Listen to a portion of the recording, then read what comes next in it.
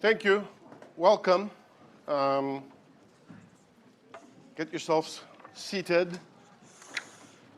This session is billed as being about learning, which is highly appropriate in an education conference.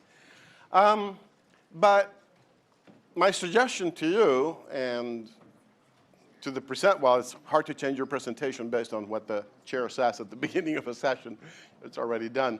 But maybe thinking going forward is think of learning not just sort of in the abstract, but the amount of learning that you can squeeze out of a bundle of inputs. Okay, the amount of learning per input or per set of inputs.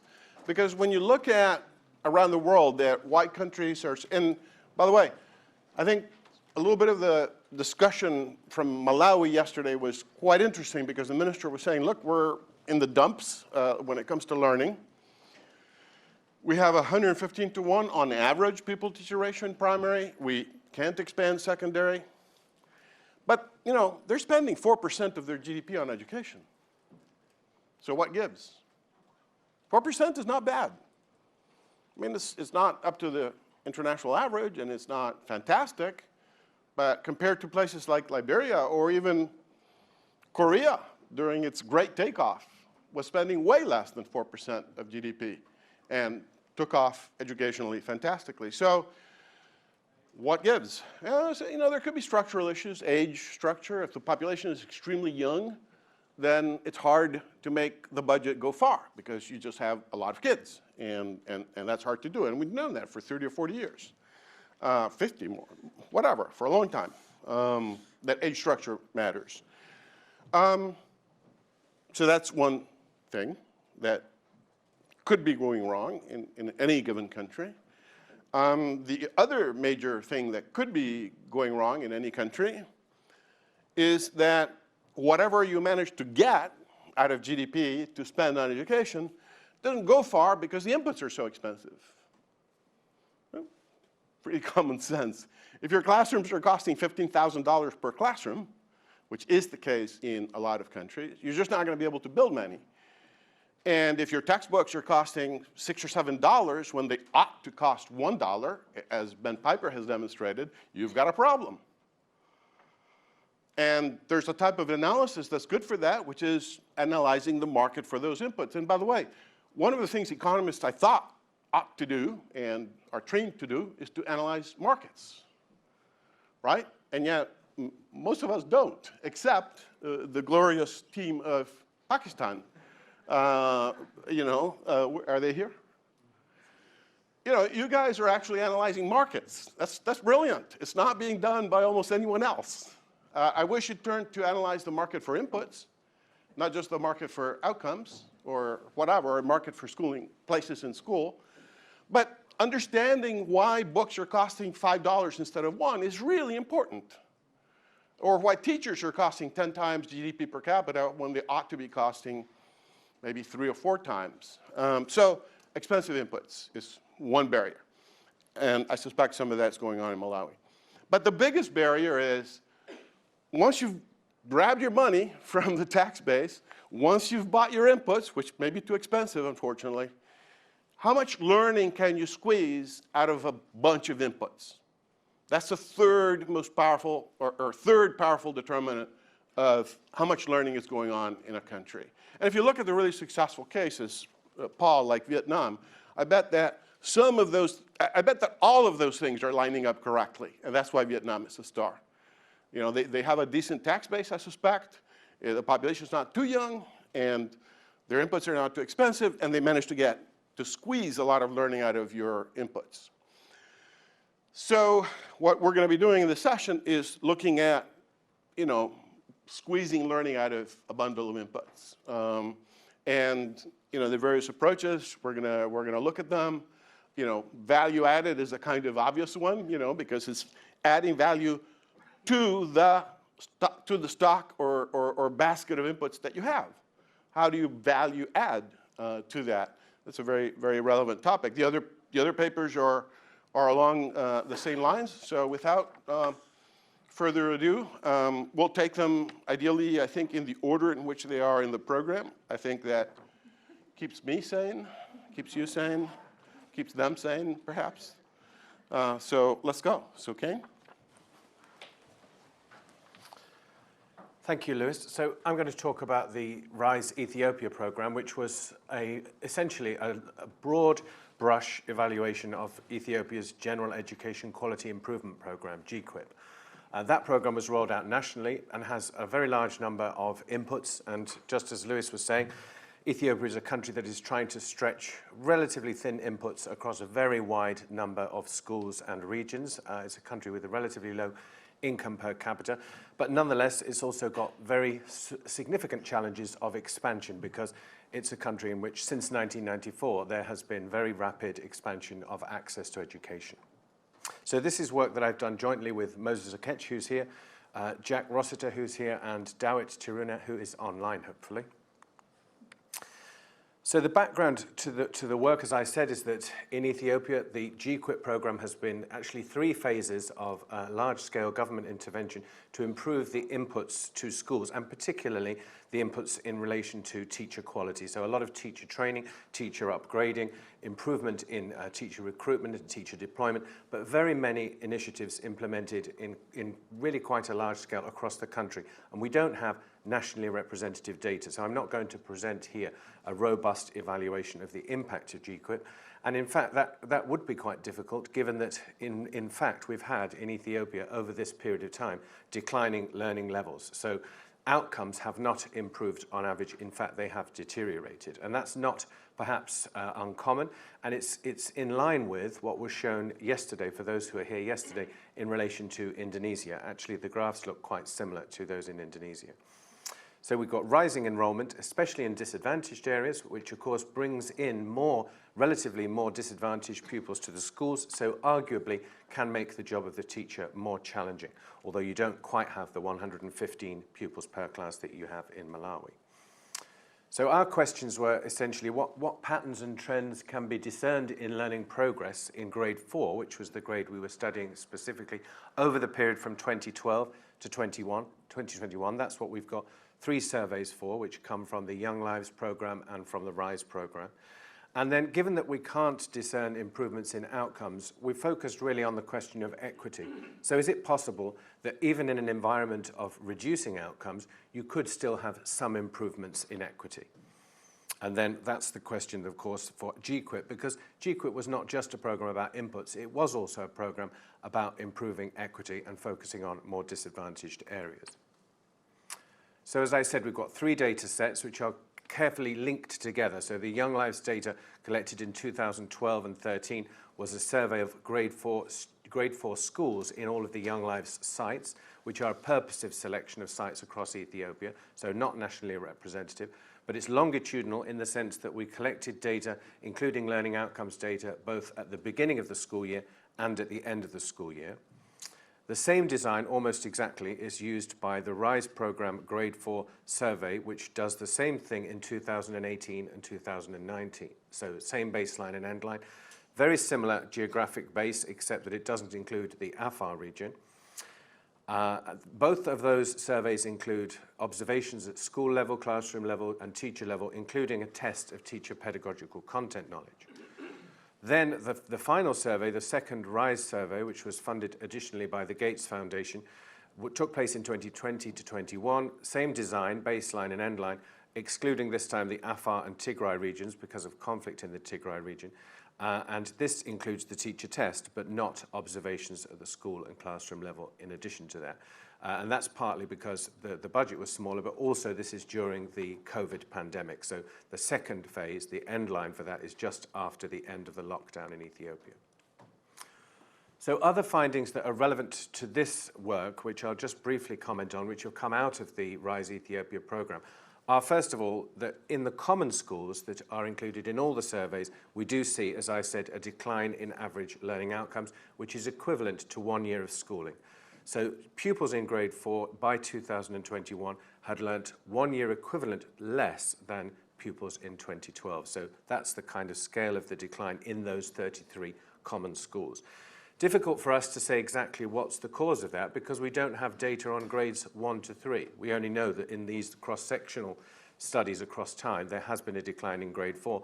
We suspect that most of that took place in earlier grades, right? The fact that kids are coming into grade 4 with lower learning outcomes is because of something that's happened in grades 1 to 3 or in preschool or before that. But we also know that those students are, on average, more disadvantaged, right? So some of that is going to be differences in home backgrounds. And there is one study which has been done by Michele, who's probably here as well today, I think, which uses propensity score matching to look across those grade 4 classes to see whether or not, when you match students with the same background characteristics, have they still got lower learning outcomes in 2020 to 21? And yes, they have. Actually, most of that gap cannot be explained by differences in backgrounds.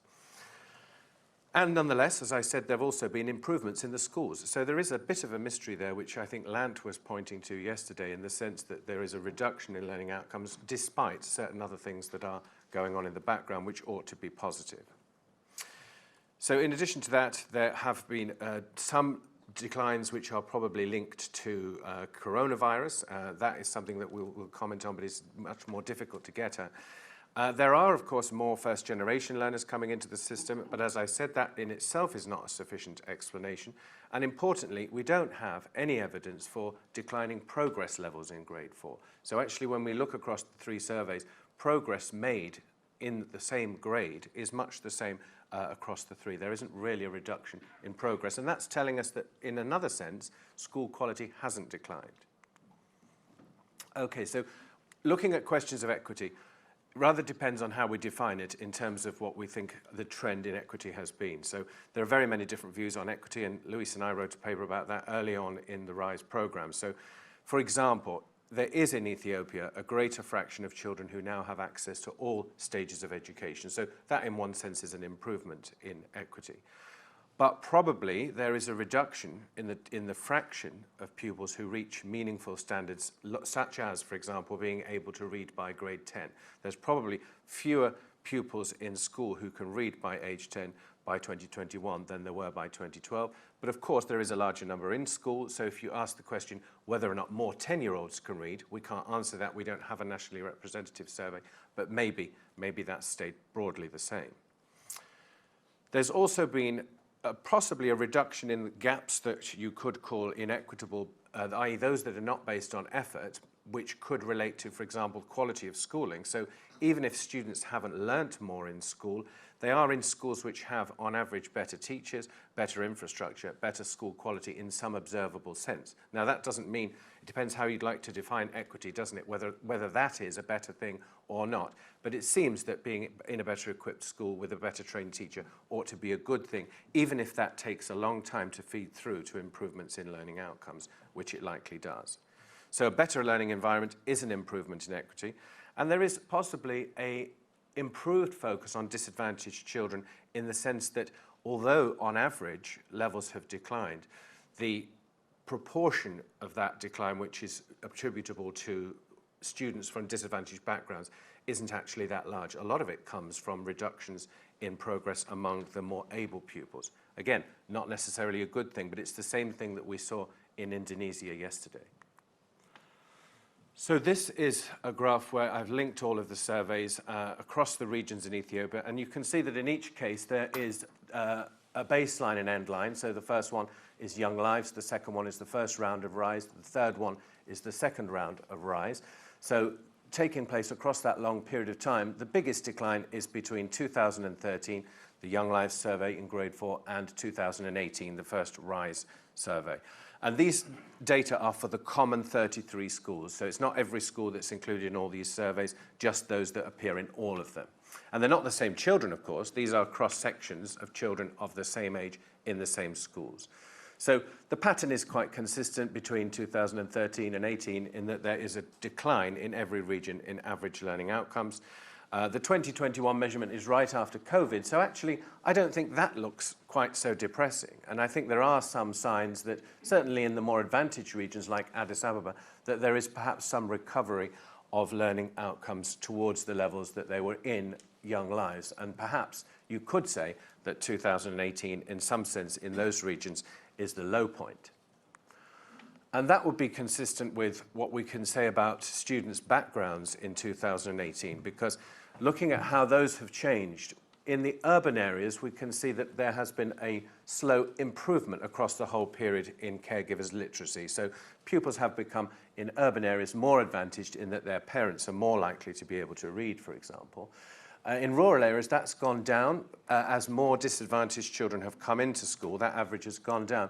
But then by 2018, all those background indicators have started slowly to rise. So that's a possible interpretation of that, is that, you know, the maximum point of disadvantaged pupils entering school has been reached, and that's bottoming out. So the U-shape of disadvantaged is increasing, disadvantage is going down on average as almost every pupil is in school, and you've got rates of enrollment well into the 90s in most parts of Ethiopia now. So on average, as the country has economic growth, you've got improvements beginning from 2018 on average, and maybe that just takes time to feed into learning outcomes. If we look at the improvements in teacher inputs which are associated with the GQuIP program, you can see that there's been quite significant improvements. Perhaps the biggest changes have been the recruitment of new teachers. So the average teacher age has declined, average teacher experience has declined as much more young teachers are coming into the system. But improvements in content knowledge, in specialization, in training, and in degrees, university qualifications, are all notable, even if not statistically significant. They're all pretty much positive, and in many cases are statistically significant. And if we take just one example, that's the teacher pedagogical content knowledge test, you can see that particularly in rural areas, the teacher's content knowledge in mathematics has improved quite dramatically between 2013 and 2019. And then both in urban and rural areas, it's improved slightly between 19 and 21. So teachers in that sense are better prepared to teach maths than they were in the past. Now, to unpick this puzzle, we've looked at it in several different ways. And one question is, where is the progress coming from? So everyone is, in a sense, making average progress of about 45 points on our scale. But you've got, in a sense, a redistribution of where that progress is coming from over time. So Survey 1, the Young Lives Survey, it's still the case that the weaker students, those in the lowest decile of the baseline score, are making more progress on average. Now, there's lots of reasons that could explain that, some of which relate to the test conditions. It may be easier to make progress if you're already at the bottom of the test than if you're at the top. But that pattern changes, and it's pretty much the same test. The test we're using in these three cases is a linked test with many of the same items. So by the third survey, almost all of the progress is coming from the weaker students, those who had lower scores to start with. And in the second survey, you can still see a strong trend that students with low test scores are the ones who make the most progress. So they catch up, and there's a redistribution during the year. Now, as I said, this partly may be to do with test effects, but it's also a possibility that more qualified, more professional teachers are better equipped to actually improve students who are further away from the production frontier, if you like. Those students whose knowledge is further away from the curriculum maybe need a teacher who can better adapt. So then when we ask the question about whether or not, you know, this can be explained in a value-added model, we still find that students with lower test scores are the ones that make more progress, and that they tend to be in schools which also make more progress, but not necessarily schools which are adding more value. So when you prepare a value-added model which separates out school effects from other things, it's not surprising to see that students who are more advantaged with higher test scores actually are in better schools, as it were, because those students live in urban areas, they have more supportive parents, etc. They're better able to select the school that they attend.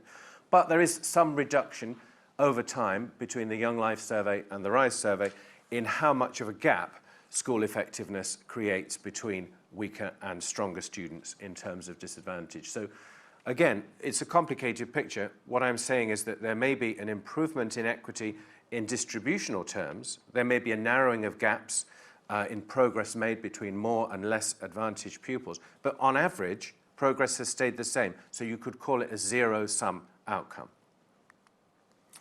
Finally, so questions on this one go to Jack because it's getting a bit complicated by now. But this question is, to what extent do students in the same schools benefit more or less from teacher and school quality?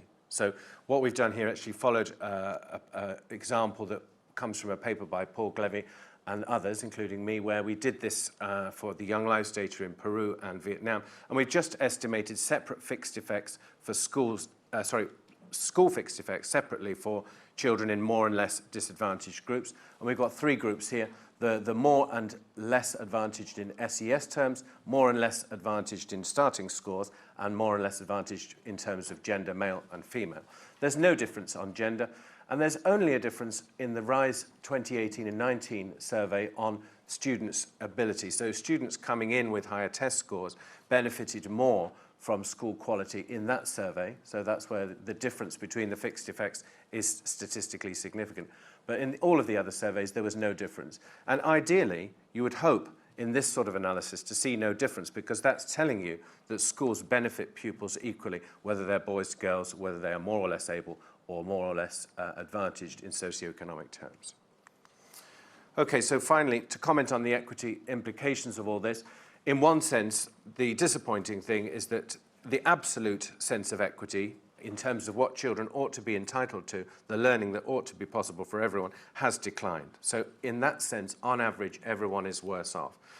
In another sense, equity of access has certainly improved, and access to school and teacher quality indicators has improved. So it may be just the question of how long that takes to feed through. So there has also been an improvement in the relative position of lower performing and more disadvantaged pupils in some sense, and that is, again, I think, an equity improvement. It also suggests something similar to the paper by Natalie Bauer and Jishnu Das, which kind of contradicts Lant and Amanda's paper about the overambitious curriculum, in the sense that you see pupils furthest away from the curriculum frontier making the most progress. And that's something, I guess, which really does depend upon the ability of a teacher, or at least other materials in use. And then finally, so that question of are teachers better able to adapt is one that we are looking at further through other kinds of analysis. But in general, overall, I would say these findings, in a positive sense, are consistent with a system that is turning around and beginning to put in place all of those things that might improve learning outcomes, but that's not really yet feeding through. Thank you.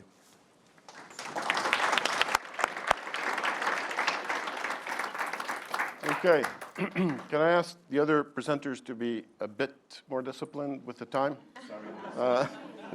You went over by about 2 minutes, which is, I can't calculate the percentage. So, Anusha, let's go.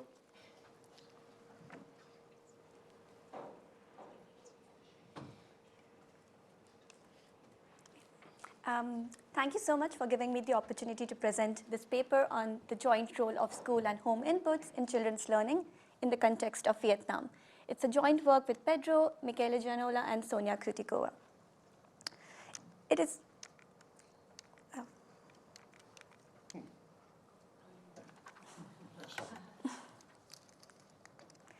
So it's well established that development during childhood is critical for lifetime human capital accumulation, and there is a growing body of literature trying to understand the role played by key actors, schools and parents. However, the roles have been studied in isolation. The childhood development literature focuses on how important parental investment is in child skill development, but doesn't talk about the role of schools. On the other hand, the school value-added literature focuses on how having access to good quality teachers and school could have a positive impact on children's learning outcomes, but do not talk about the heterogeneity in home inputs and how they affect children's skills. Clearly, though, children's learning outcome is a combination of both these inputs, and in order to understand how skills are formed and what drives formation of inequalities between children, we need to bring these two literatures together. So we do so in the context of Vietnam, which is a particularly interesting case. Here we plot the log GDP per capita and average PISA score, and we see Vietnam, which is on the top left, is an outlier among the low-medium income countries with respect to its high learning achievement for its low income level. So in order to understanding this achievement is both policy and academically relevant question. And in a companion paper, we tried to estimate teacher value added, and what we see is that variation in teacher quality alone explains less variation in primary school pupil attainment, as has been seen in other contexts like in Ecuador or Pakistan, which suggests that differences in home inputs and furthermore how they interact with school inputs or how they are dependent on school inputs could play an important role in understanding variation in children's learning outcomes. So this motivates the aim of a paper, and we model the joint role of school and home inputs by estimating child skill production function separately for mathematics skills and verbal skills. We also do that for the combined academic skills. We are only aware of one other paper by Agostinelli, which looks at this joint role of home and school inputs. However, they do so for a developed country context, US, and look at children who are just entering kindergarten. We also want to study whether home inputs adjust to the quality of school inputs by studying parents' and children's responses to this input. There are a very handful of studies that look into this response of parents' behavior to school inputs, and the findings have been mixed. For example, Darcy all in the context of India and Zambia find there's a perceived substitutability between the home and school inputs. They find that parents reduce private educational expenditure with respect to anticipated increase in school grants. On the other hand, Athanasio and all find the case to be completely different or the reverse in the context of UK. They find that there's a complementarity between home and school inputs. So for this study, we collected data from two adjacent cohorts of students, the one that started grade 2 in 2017 and the ones that started grade 2 in 2018. And we sampled 20 students per class from around 140 schools. So we have a 2-class, 2-cohort design that helps us to disentangle the school effect, teacher effect, and classroom effect. We tested around 5,000 students per cohort from 140 schools, and we test them on mathematics and reading skills in the beginning of grade 2. At the end of grade 2, grade 3, and grade 4, we not only test them on these cognitive skills, but for a subsample of students, we also test them on non-cognitive skills, and we also collect detailed information of the children. So we interview the children, we interview their parents, we also ask teachers particular questions with respect to those subsample of students. So this detailed data gives us some measures of the home inputs. So in order to estimate our skill production function, we need these two key measures, the school inputs and the home inputs. So using the education literature, we capture the quality of school using the latent fixed effect, and leveraging a rich data set which has 2 classes per school, we redefine our classroom effect with respect to the average school, effect, and this gives us variation in classroom quality at school grade year level. So we capture the school input with this demeaned classroom effect. For the home input, we use the detailed caregiver interview, and we measure home input through three measures: parental material investment, which is the educational expenditure on the child in the last 12 months on a range of inputs, including study books, tutoring, extracurricular activity, etc. Then we also have child time investment, which includes the time spent by children studying independently on their own at home or doing homework on a typical school day in a typical school week. And the third measure is the parental time investment, which combines the time spent by parent with the children on several activities like reading or telling stories, doing art, or playing sports. So we use these 3 measures as to proxy our home inputs. So this is our empirical specification where we regress the end-of-year test scores. So this could be mathematics test scores or reading skills or the combined math and Vietnamese skills. And we regress it on a vector of home inputs, as described before. The C is the class fixed effect, which captures our school inputs. And X is the vector of all the controls for the home environment, like maternal education, students' age, gender, household wealth, etc. In order to address any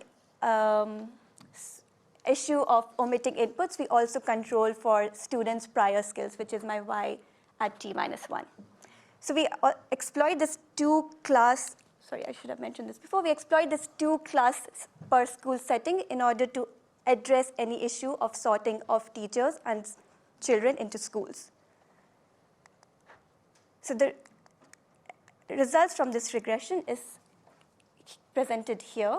What I want to point out is that there's a significant and positive association between our school input and student skills, which is my leave one out combined value added.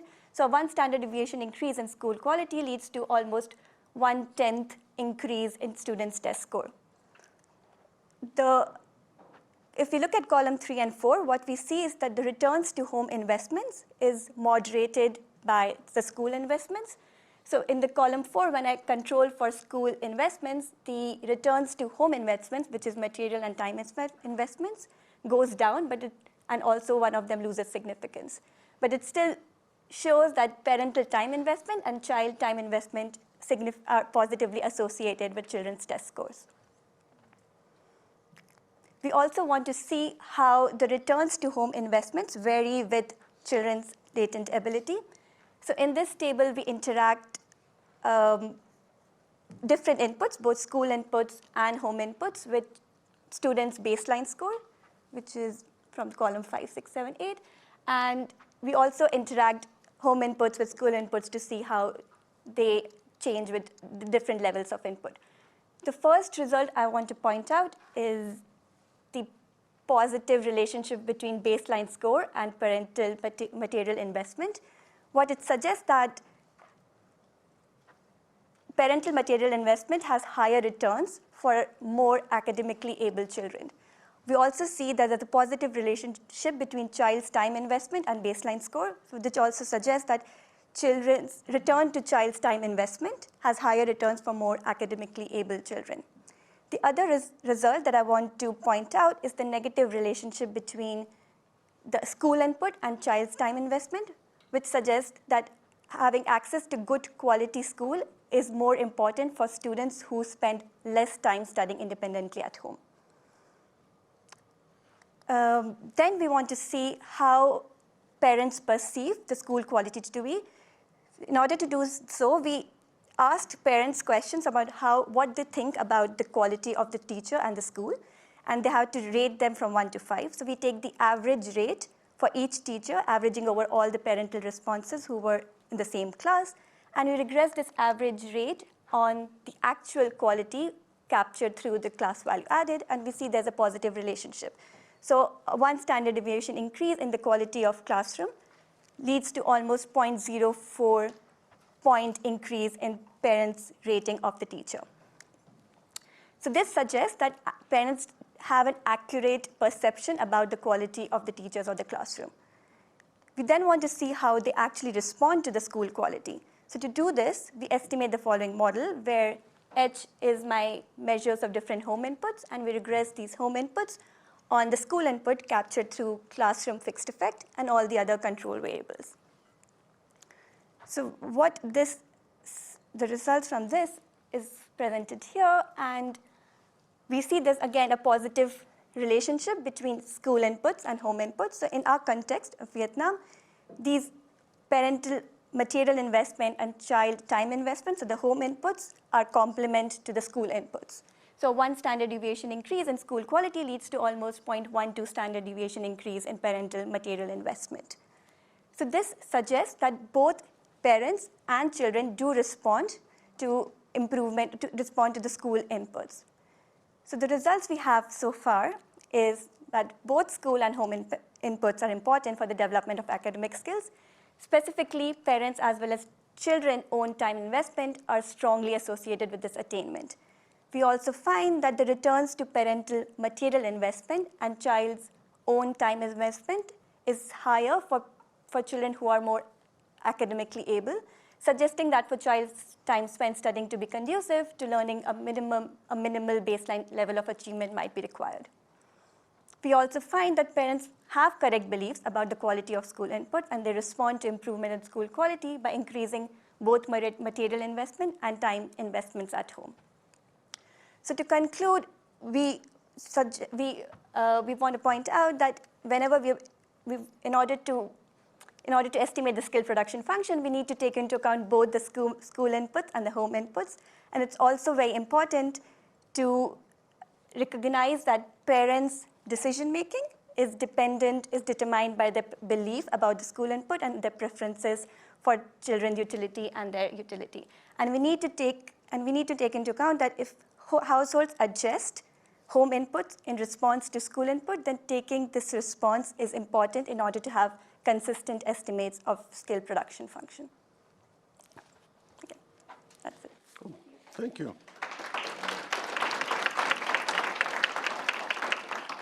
Caine, you owe her $100.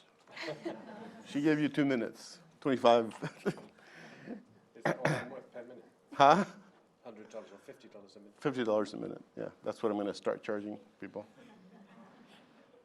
We create a little market here. So, next speaker, Alice Danon, will be talking about cognitive and social emotional skills. In what country? Do we know? In Pakistan. In general? It's going to In be Pakistan. yeah. I would love it if people put the name of the country in there. Because one pet peeve of mine is how we put papers out that say, you know, parental attitudes matter in one country. So, suggestion for the future. Thank you. Name the country. Okay, so Huh? Sorry. I'm going to present our paper now called Cognitive and Socio-Emotional Skills in Pakistan, Construct and Predictive Validity. This is joint work with Jishnu Das, Andy Barros, and Deon Filmer. Okay, so we have two goals in this paper. The first one is to carefully measure cognitive and socio-emotional skills for a sample of young adults who are originally coming from rural Pakistan. And we focus more specifically on the measurement of socio-emotional skills because they have proven difficult to measure in low-income settings. And then we want to describe the relationships between education, skill formation, and labor market outcomes, taking into account the prevalence of migration for the population of interest. So what do we find? First, we make considerable progress on the measurement of socio-emotional skills. I will show you that our measures satisfy desirable psychometric properties. Then we also find that years of schooling are strongly correlated with cognitive skills, but not with socio-emotional skills. And finally, the three measures of human capital that we use, so education, cognitive skills, and socio-emotional skills, are all strongly correlated with labor market outcomes for both men and women. And the relative roles of the three measures is closely linked to migration status for men. So what's the motivation for this study is that research has shown that socio-emotional skills are a key component of labor market outcomes in high-income economies, but the patterns in low-income countries are unknown, especially for rural samples. One of the reasons for this lack of knowledge is that socio-emotional skills are difficult to measure in these settings. For instance, in a study of farmers in Kenya, Lajaj and Makur find evidence of systematic measurement error and low internal consistency for their measures of socio-emotional skills. So here we are able to show for the first time how different skills measures, including socio-emotional skills, correlate with labor market outcome in Pakistan for an unusual sample of children who all come from 112 villages and then fan out to more than 1,000 locations 15 years later. So in the next part, I will show you the context and sample we study. Then I will turn to the measurement of skills. And finally, I will describe the relationship between schooling, skills, and earnings before concluding. So we have a sample of 5,865 young adults who are originally coming from rural Punjab in Pakistan. The sample is coming from the LEAP study, which is a longitudinal study of education that started in 2003. As part of the first round of the study, the team surveyed 1,807 households and collected information on 5,865 children who were between 5 and 15 years old at the time. There were 4 follow-up surveys of the households between 2004 and 2011. And in 2018, we decided to conduct a long-term follow-up of the child sample from 2003, who were no longer children, but were young adults, and on average 24 years old. And we tracked them to wherever they were now living in order to survey them. So we managed to collect information for 84.5% of our sample, which gives us an implied attrition rate of above 1% per year. So here I want to draw your attention to a very important aspect of our sample, which is migration. So as I already told you, the sample had moved to more than 1,000 locations by the time we conducted the long-term follow-up. And we really tracked them to wherever they moved. So it took us 2 years to do it. It was very challenging, but our field team really did an amazing job. And so we have a pretty clear view of migration patterns for our sample. So here I'm presenting you the pattern separately for men and women. Numbers for men appear in purple and for women in green. So the first thing we can see is that 35% of men have migrated, while 43% of women have. And men tend to migrate to big cities such as Karachi, Lahore, and even go outside of the country. We have 10% of the sample who now live outside of Pakistan. Women, on the other hand, tend to move within their own their original districts. And the reason for these different patterns for men and women is that they don't migrate for the same reason. So female migration is mostly due to marriage, while male migration reflects work opportunities. So I will now turn to the measurement of skills. So we measure both cognitive and socio-emotional skills. For cognitive skills, we assess the competency in Urdu, mathematics, and English, using both a test on paper that we had used in previous rounds and an adaptive test on tablet to capture the variation in cognitive skills in our sample. And for socio-emotional skills, we relied both on self-reported instruments and tasks that we administered on tablets. So we used two self-reported scales I'm sure many of you are familiar with. The first one is the grit scale, which was developed by Duckworth and Caine, and where grit can be defined as the combination of passion and perseverance for long-term goals. And then we measured the big 5 personality traits that encompass 5 dimensions of personality: openness to experience, conscientiousness, extraversion, agreeableness, and emotional stability. For the tasks, the first task was called the go-no-go tasks and measured impulse control. So the respondent has a tablet, and on the screen there is a square that appears that can be of different color. And if the square is of any color but black, the respondent has to touch the screen as fast as possible. Then the second task measured risk-taking behavior and is called the balloon analytic risk task. This time the respondent is presented with a balloon that they can pump. Each pump earns them real money, but also increases the likelihood that the balloon might pop. And if the balloon pops, they lose everything. So based on these different instruments, we construct one cognitive skills index and one socio-emotional skills index.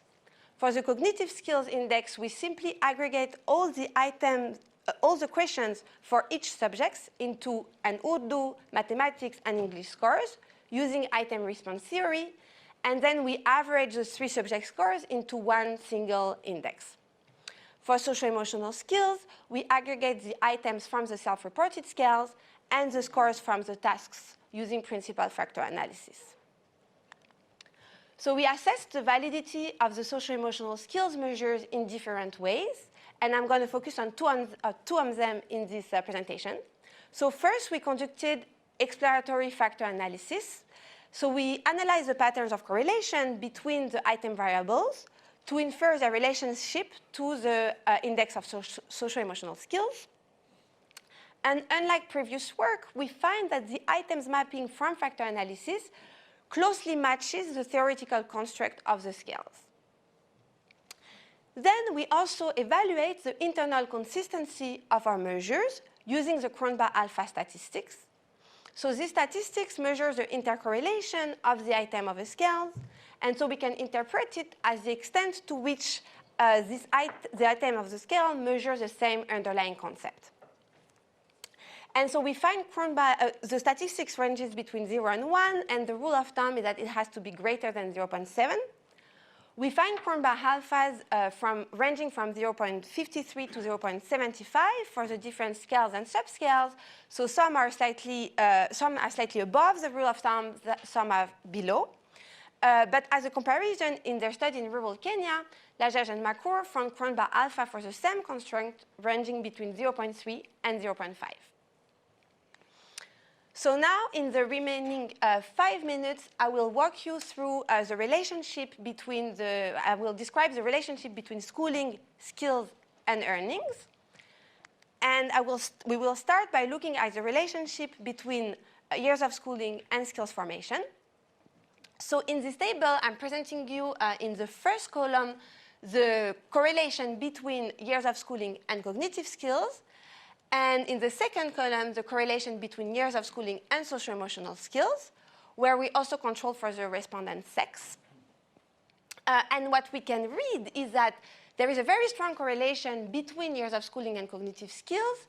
An additional years of schooling is associated with an increase in the cognitive skills index of 0.17 standard deviation. On the other hand, the correlation between years of schooling and socio-emotional skills is very low.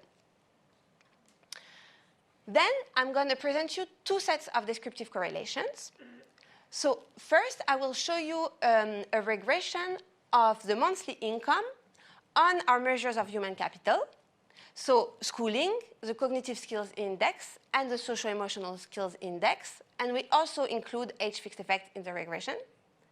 And then in the second specification, we interact each of the human capital measures with an indicator for being outside of the village, which that will allow us to look at the pattern separately for those who stayed in their village and those who migrated. So in this figure, I'm showing you the outcome of the regressions for the sample of men. In blue, you can see the coefficients from the first specification together with their 95% confidence interval. And so what we can see is that an additional years of schooling is associated with an increase of about $2 in their monthly wages. For the cognitive skills index, an increase of 1 standard deviation is associated with about $9 increase in monthly ages. And for socio-emotional skills, it's about $15. And so that you have an idea of the order of magnitude, the mean monthly wages for men is of $135. But then the second thing that is really striking from the graph is that there are very different patterns depending on the migration status of our respondent. So in green, you can see the outcomes for people who left the village, and in red for those who stayed. And so for men who stayed in the village, there is precisely zero correlation between years of schooling and earnings, while the correlation between socio-emotional skills and earnings is very strong.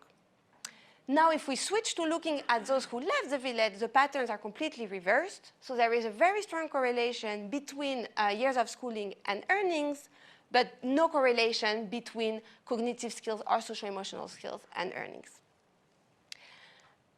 Turning to women, the first thing that is important to note is that labor force participation in the sample is extremely low, so of about 6%.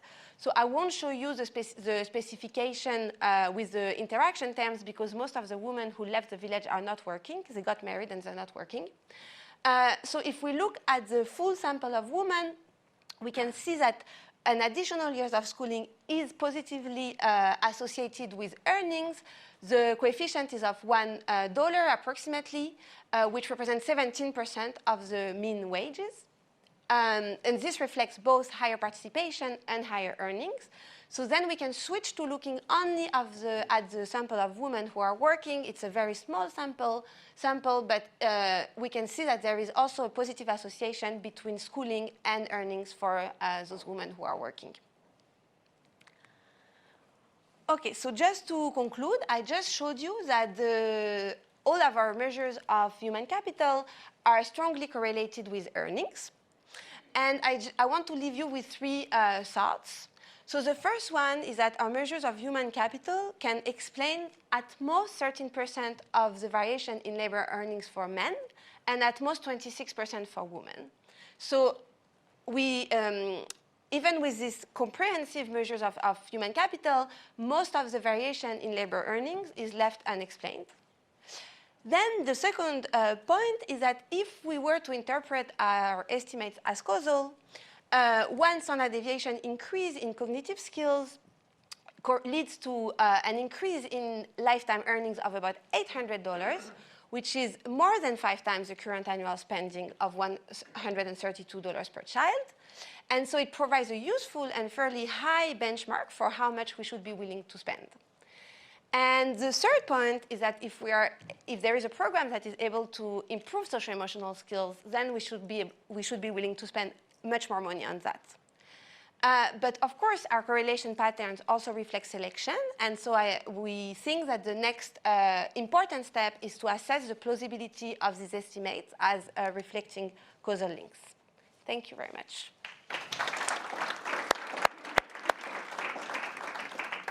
Thank you.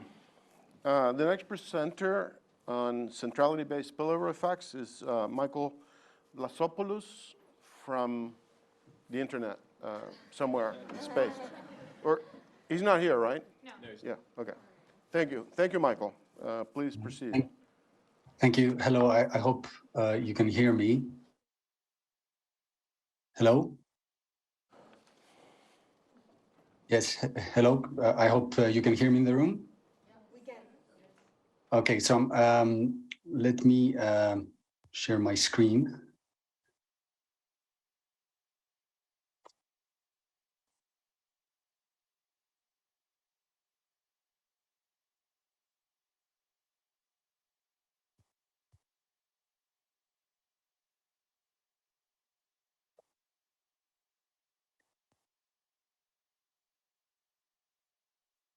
You have 15 minutes, starting whenever you start speaking.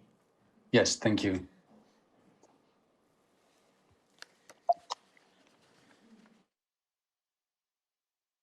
When you're at about 10 or 5 to go. Okay, I hope you can see the slides. I'm going to go ahead. Yeah. Thank you. Thank you very much for including the paper in the program, and let me express my regret for not being able to be there in person. So I was planning to make the trip this morning, but alas, the train strike prevented me from doing so.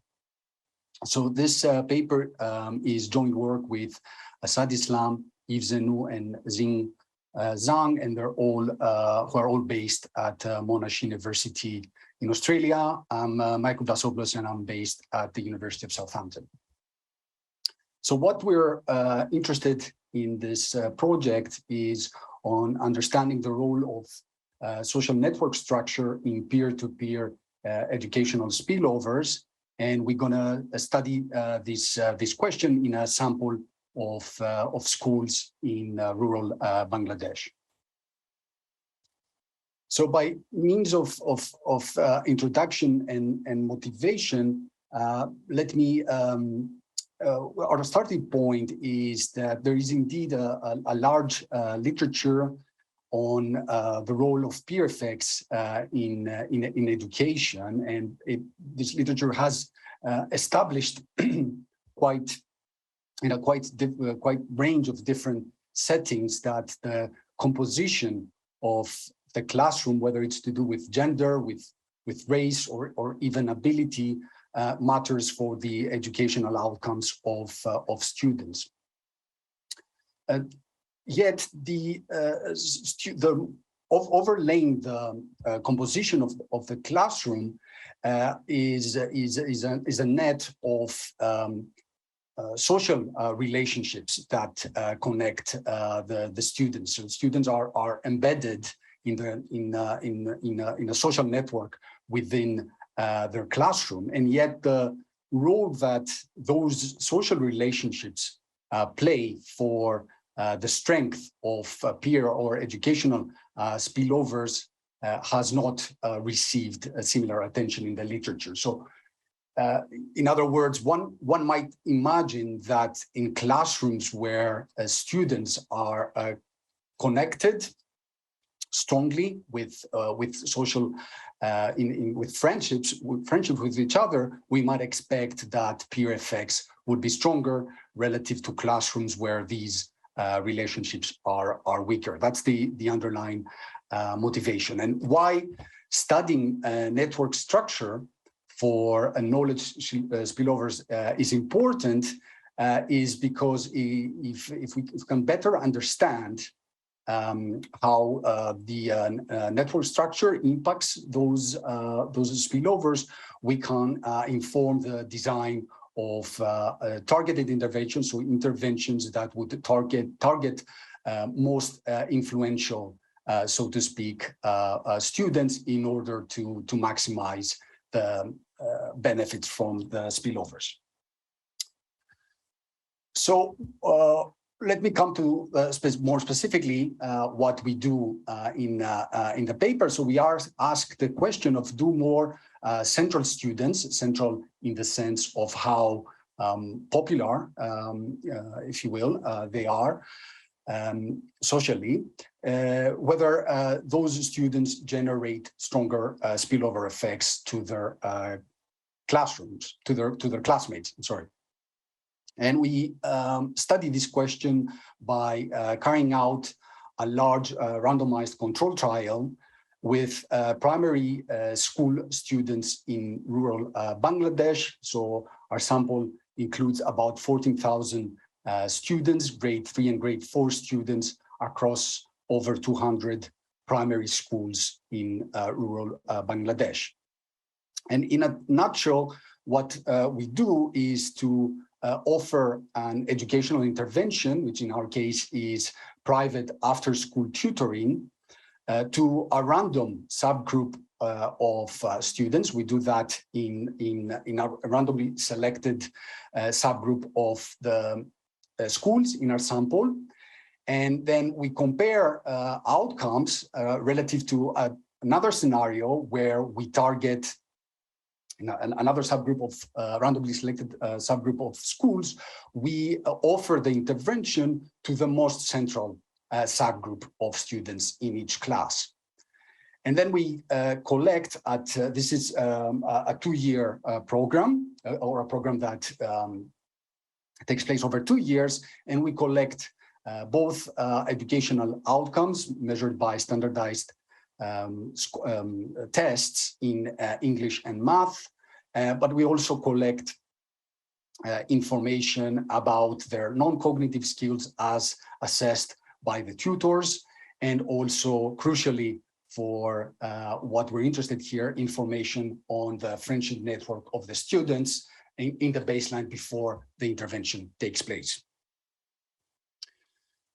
So how we proceed with the analysis is, given the description of the design I've just presented, is to exploit the exogenous variation across classrooms in the degree of network centrality of treated students to be able to causally identify the spillover effects of this intervention. So that's one type of analysis we're interested in. The second type of analysis, which is possibly more policy relevant, is to compare outcomes of treated and untreated students when the intervention is offered randomly to a random subgroup of students to when it's targeting the most central students in the classroom.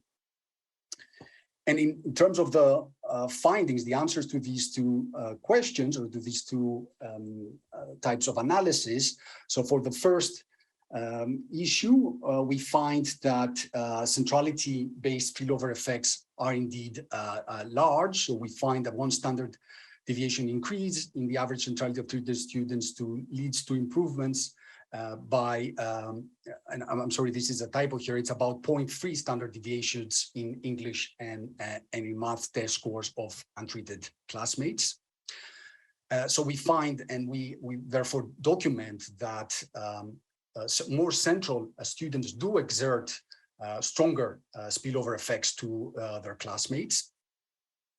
And then with regards to the second question, we find that offering the intervention to more central students improves the average outcomes for both treated and untreated students relative to the random intervention. So it does seem to be the case that the targeting approach offers a larger educational benefits than the one that randomly selects target students. So I'm going to skip the literature and come to covering a bit more ground in terms of what we do. So to give you some flavor for the context, the study took place in two districts in the south of Bangladesh, which you can see highlighted here at the south west corner of the country. And in terms of the intervention, as I said here, today I'm mainly interested in presenting you the spillover effects of this intervention. So really, we are aiming to engineer an increase in knowledge of students, of treated students, to be able to examine to what extent that increased knowledge gets influences their classmates. So the intervention is a free private tutoring that was offered outside the school, after school, over the course of the 2 academic years. It took place over 3 days a week for 2 hours in each for each session. And the people who delivered the tutoring were private tutors that were hired by the program and who were local recent university graduates and received training at the start and regularly through the program.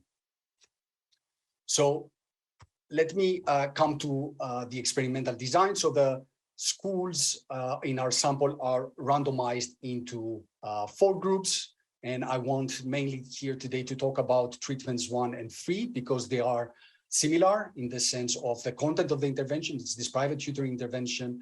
The only difference across them is that in treatment 1, a random sample of subsample of students in each classroom receives the intervention, versus in treatment 3, we offer the intervention to the most central students as measured by their eigenvector centrality, which measures not only how connected they are, but also how connected their connections are. Okay, so this is an overview of the experimental design. As I said, we have in total a total of 14,000 students, and in terms of treatment saturation, about 80% of students in each treatment arm receive the intervention. That rate is a bit lower in treatment 3 in the targeted intervention.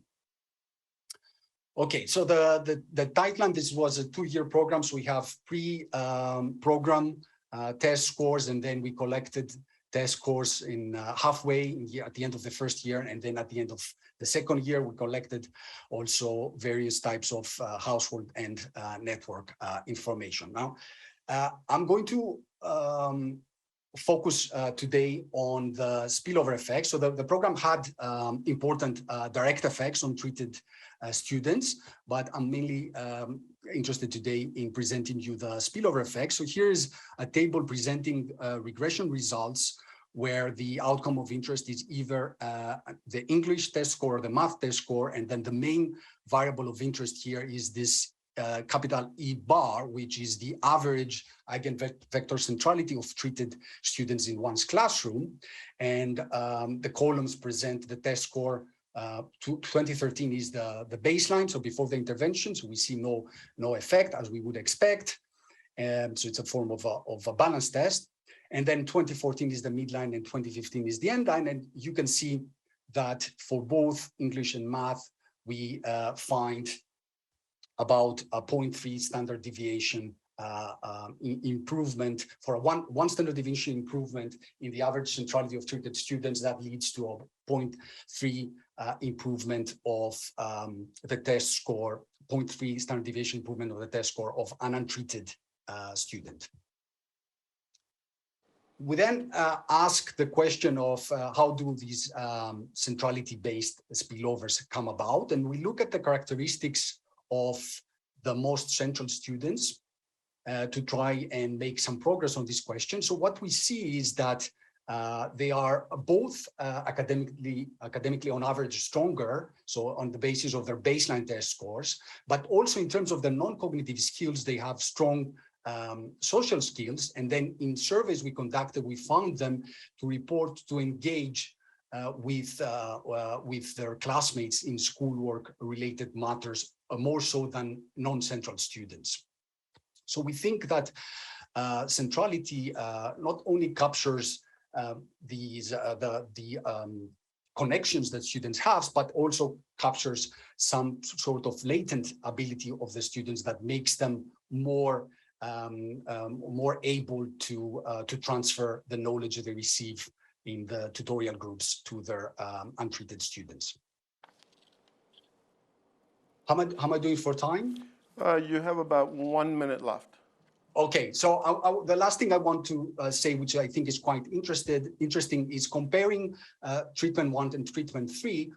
So the targeted versus the random approach. One might be concerned that if you target the most central students who are already, as I've shown, more able or educationally able, that might lead to inequality. So what we did is compare, and this is what this pictures of vigor shows, is the CDF of T1 schools, the test scores of T1 schools and T3 schools, and what you can see for both treated and untreated students, and what you can see that the red line, which corresponds to T3 schools, lies to the right. So we don't see any evidence of increased dispersion. So there seems to be an overall improvement taking place in the targeted schools for both treated and untreated students.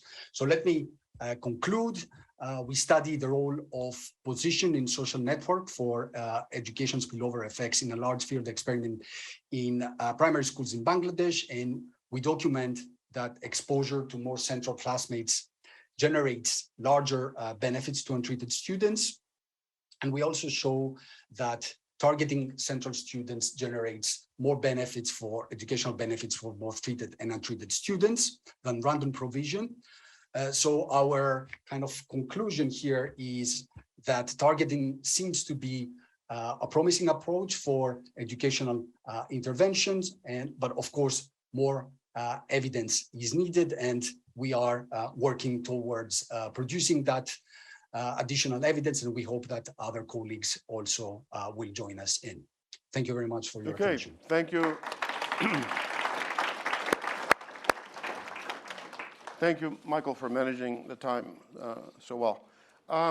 Well, these papers are so interesting that only I will ask questions. Just kidding. But I certainly could do it. There's at least 10 points that deserve 30 minutes each. So we could be here for 300 minutes, but we won't. So 2 from the room, 2 from Abuja, that I don't know if they'll come in verbally or in text. Virtually, but verbally or in text? Video, good. So 2 from the room, 2 from Abuja, and then online, if there are any from the broader internet. So 2 from the room, let's see. Why don't we go with people that I don't know? Let's just use that as a selection factor. The gentleman over here with the hand up, and the woman over here with, right there, right, yeah. And I don't know actually whether I know you or not, maybe we've met. Let's go with these 2. Thank you. I'm Peter Hinton. I'm a student here at DPhil at Oxford. I'm very interested in Vietnam, and I'd like to ask you a question because my reading on Vietnam is there's a thing called socializing in Vietnam, whereby parents are encouraged to contribute 20% of the cost of education to the schools, either in cash or in kind. the schools are better equipped with materials and so forth, which is a funny way round of doing public-private partnership effectively. And so I'm interested in whether you looked at that as being part of the explanation of why parents are contributing materially, because it's actually a cultural norm that people are encouraged to do that. Okay. Let's take the second. Let's take all the questions just to be efficient. Yes. Hi, my name is Soparnika. I'm a master's student at the UCL IOE, the Institute of Education, and my question is also regarding Vietnam. Thank you, Anusha, for that talk. I was wondering what you found about private tutoring in Vietnam and how much that has an effect, and how you basically included that in your analysis. Is the cost of private tutoring included in the parent investment? And if so, is there a relationship between the expenditure on private tutoring and learning outcomes? And also I had a question for Alice very quickly. Why is it difficult to measure socio-emotional skills in low and middle income countries? I know you just kind of like mentioned it in passing, but I didn't get why it should be difficult. Human beings are the same everywhere, no? Okay. Tricky asking two questions in one, but it will be allowed. So 2 questions from Abuja, and hopefully you've self-organized to select which 2.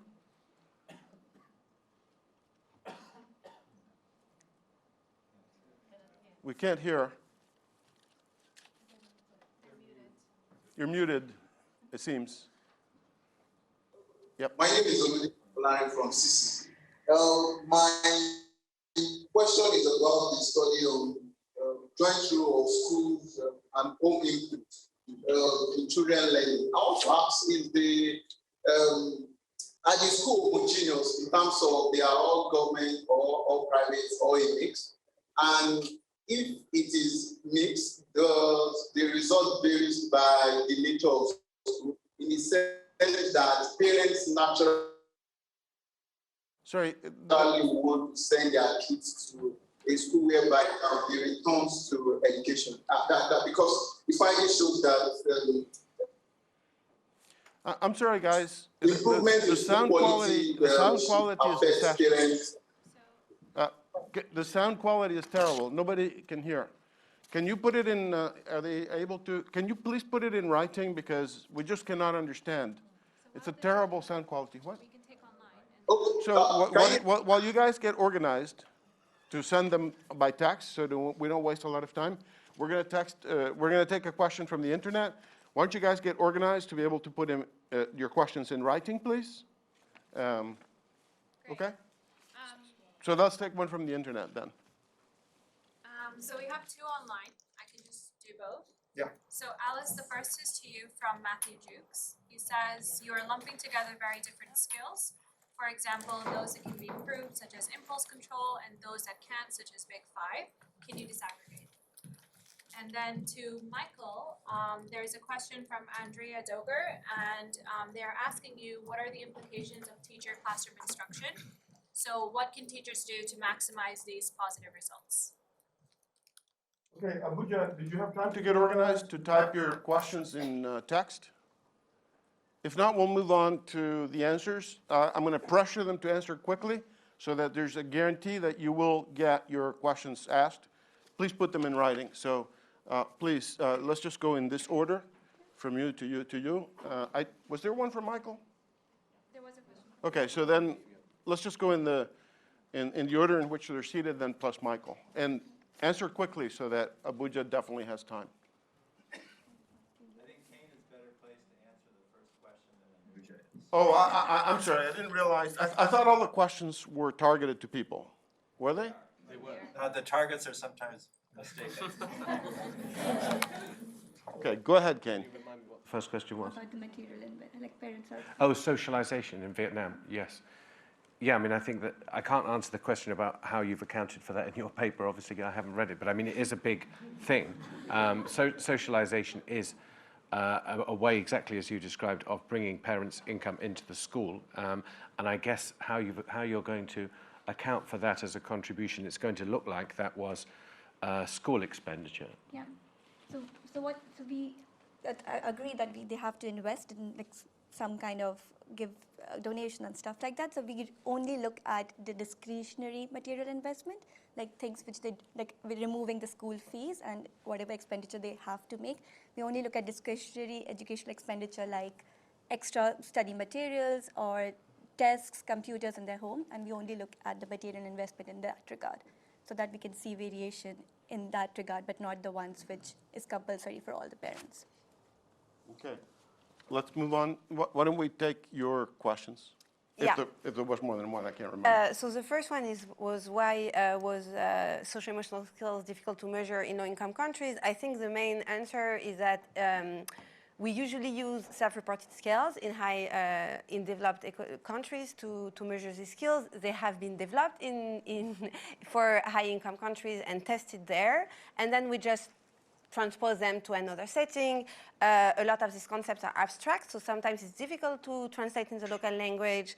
The other thing is that usually there is an enumerator asking the question in this context where it's like rural samples from Pakistan, not everyone can read, so there is an enumerator bias entering in, while in high-income country you just self-report, on your computer. Lajaj and Marcour find evidence, for instance, that their respondents in rural Kenya tend to say yes to the enumerator and things like that. And I would actually refer you to their paper, which is very good and gives a lot of insights about these questions of why it didn't work. And then on the second part, I agree. We're lumping together different skills.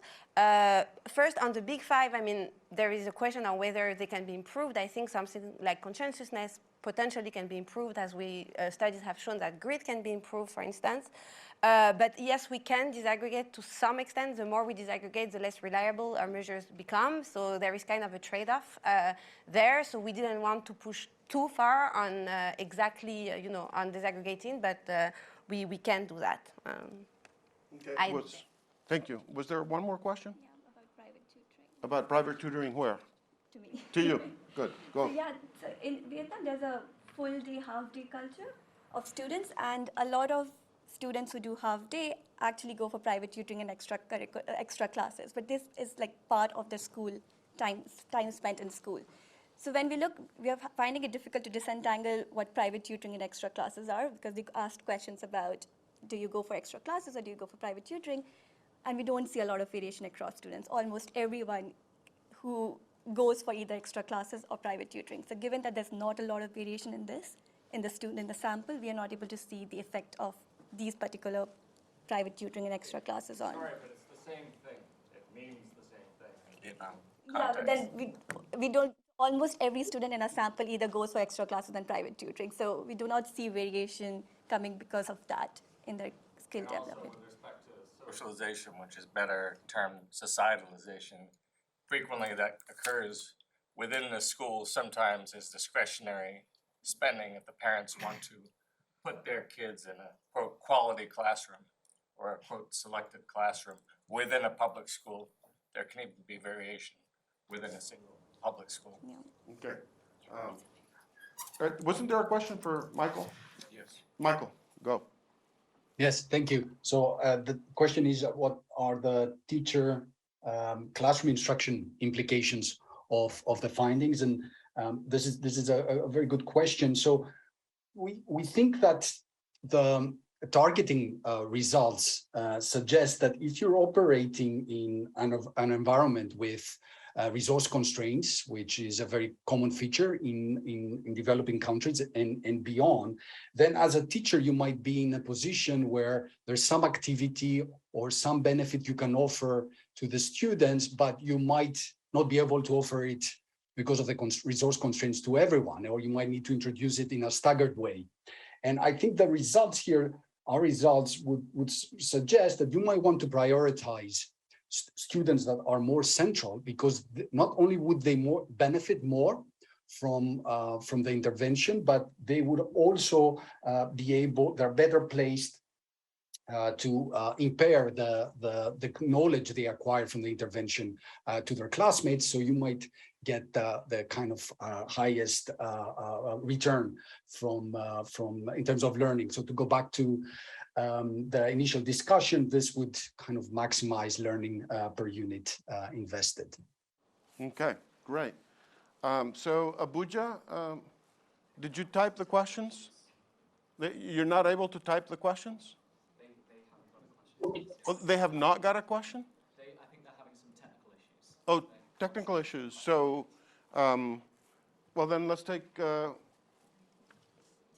more from the room and maybe 1 more from the internet, something like that. 2 more from the room. I'm sorry, I'm gonna continue the process of asking questions from people I don't know, just to create more of a chance. Sorry, Moses. Here, and well, I may need to, yeah, go ahead. My name is Bhavesh. I'm a DPhil, first year DPhil student over here in Oxford, Department of Education. Can you speak up a bit? I'm Bhavesh, and I'm a DPhil student over here, Department of Education. My question is towards, I know it's a stats project completely, but mine's a bit qualitative.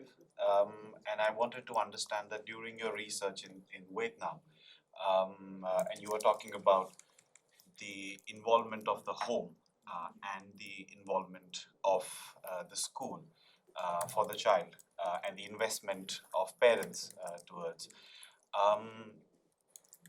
In the Indian context, there are cultural differences amongst people from the higher and the lower sections of the society classes. And even if somebody who's from a class setting which is not the dominant section, let's say minority, even if they're putting in more time and more effort, still the student is not doing very well in the classroom because of certain skills and certain abilities and certain cultural values that they're not able to transfer. Did you see something like that in your study in Vietnam? I know it's a bit out of... Okay, thank you. Sorry, we got a few questions from Abuja. Okay, so let's go to Abuja. 2 questions from Abuja, please. Read them both at the same time. Yeah, so the first one is from Michael from Cynthia. It says, were the children observed and how are they able to affect learning in untreated children? And then for Alice, any special intervention for illiterate parents? Okay, thank you. Great questions. Why don't we go Vietnam, Michael, Alice. So we haven't looked at the differential impact of these inputs with respect to the minority and majority, but we control for household wealth, and we haven't seen that being a major reason driving the equation. We also have a good majority of minority, well, there's almost 25% minority students, so we have a good sample of that, but we haven't disentangled this effect yet. Something to consider for sure. Okay. Michael? First, did you get the question? Yes, let me repeat it just to make sure I got it right. Were children observed and how did they impair knowledge to the untreated students? So no, children were not directly observed. This is a large project, as I said. It involves about 14,000 children. So we didn't have observation was not part of our design. We did though survey the students at different points in time, and what we can see, what we can tell is that the more central students report to differ in how they go about how in their social skills and how they go about interacting with their classmates. So they report to talk more to other classmates, to approach others when they face difficulties regarding studying. And so I think there's some evidence of them having these both higher social skills and also a tendency to interact with other classmates for schoolwork. But of course, I think we need to understand this better, and some interviews and qualitative analysis would definitely help us better understand these mechanisms. Okay, thank you. And then Alice? So the question was interventions for illiterate parents, right? I think. So I'm not too sure how I can answer that question with the paper we wrote, but because we have a sample of young adults who are not parents necessarily, but I think a promising intervention could be something trying to move socio-emotional skills. And so basically anything that can help us understand how these skills are formed, and if we are able to affect them, would be a promising intervention. I'm not sure I'm answering the question. Okay. You did your best. Okay, we actually have 2 or 3 minutes left. So Moses, you had your hand up, and I neglected you in favor of. Question now. Then it must not have been that important. Good one, I liked it. But the question is to Alex, actually. I wanted to know, did you capture the type of jobs these people do for their earnings? Yeah, we did. So I mean, they do very different jobs with depending on where they live. So most people inside the village, for men, do like daily jobs, while people living in cities are more like likely to be salaried and stuff like that. We also have more details about like the exact occupations, but I don't have them in the top of my mind. We didn't look. I could look. The only thing I know is that farming is a very small share of the sample. So even for people who stayed in their village, not a lot of them are in farming, but we didn't look at the variation depending on the occupation. We can do that. So we have one more question. For From Caine. the internet? From Abuja. From Abuja, okay. Yeah. So to what extent does the socioeconomic status of the student help in dealing equitable access?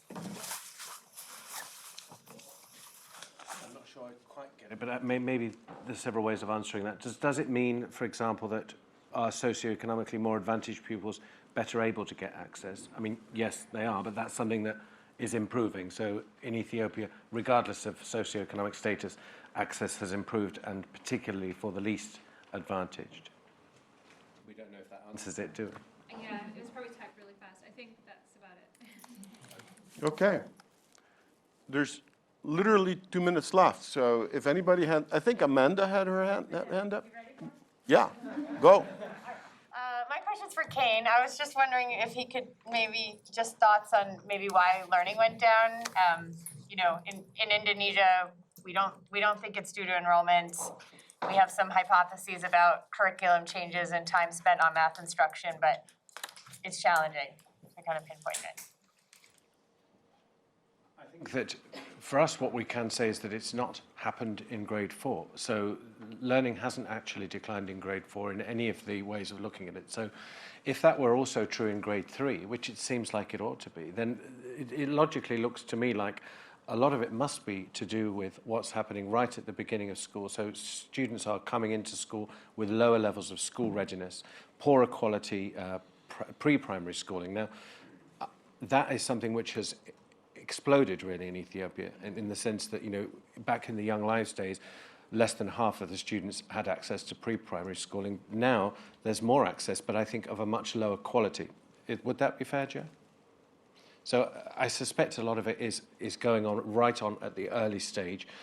There may be some issues of spreading the resources, like Lewis was implying, thinner in the school. But if that was the case, we would see decline in the progress made in grade 4. So I suspect it's not that. So foundational learning and skills at entry. So thinking about all of the foundation kind of together would seem to be an important bit. That's puts us at 12:30. And I have developed an ulcer in my tongue from biting it, so that I wouldn't abuse the question session. So I'm such a giving chair. I haven't abused the chair to ask my own questions, and now I have a little bleeding in my tongue. But go lunch.